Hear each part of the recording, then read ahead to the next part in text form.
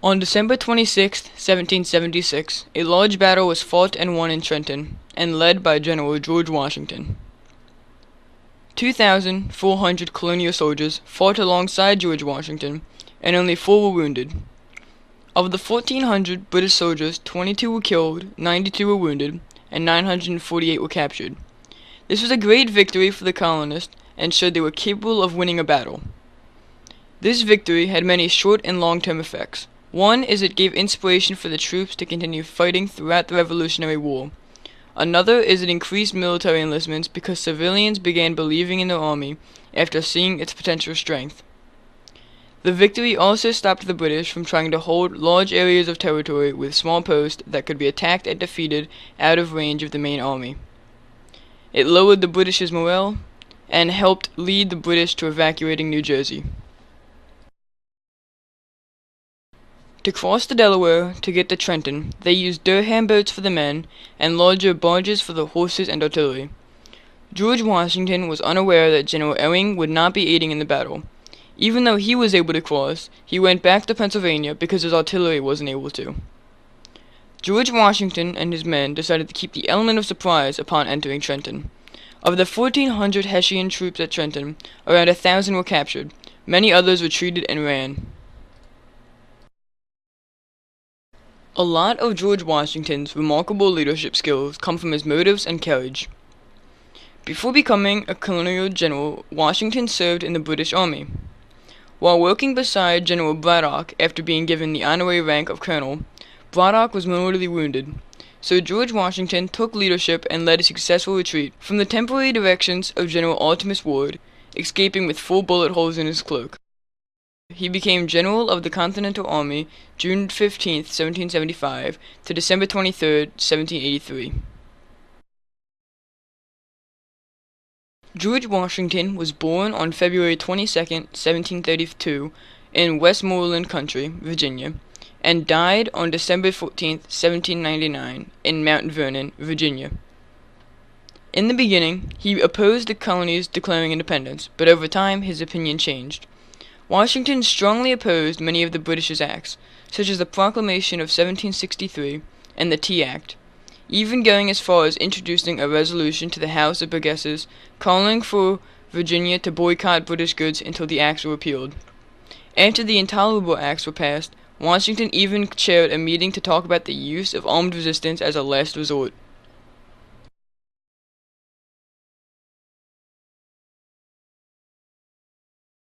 Washington was chosen for general because he had military experience and the prestige.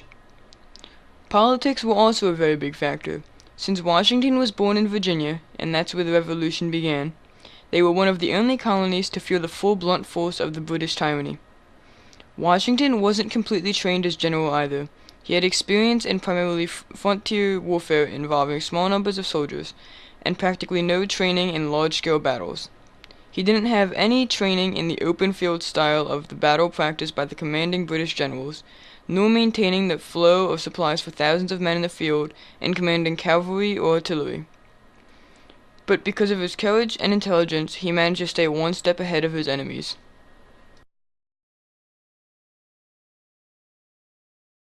His army ended up in one misfortune to another. He had the courage and determination to keep the American cause one step ahead of complete disintegration until he could win the war he was leading.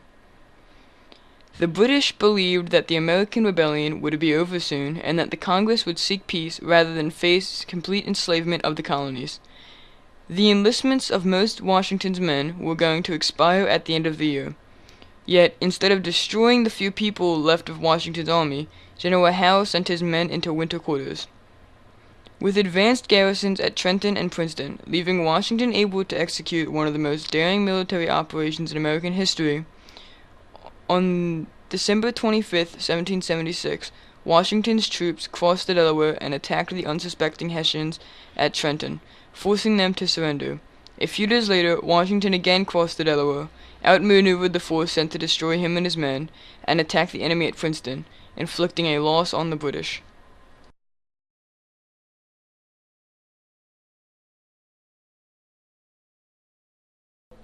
A helpful tactic George Washington used was he tried to keep the British stuck in New York. This did not get rid of his plan to eventually take back the city. He just wasn't ready to risk losing a large amount of his men. After gaining the French as an ally, the French army under the Comte de Rochambeau in 1780 renewed Washington's hopes to recapture New York. But after still being around 5,000 men less than the British, they still decided not to do the attack.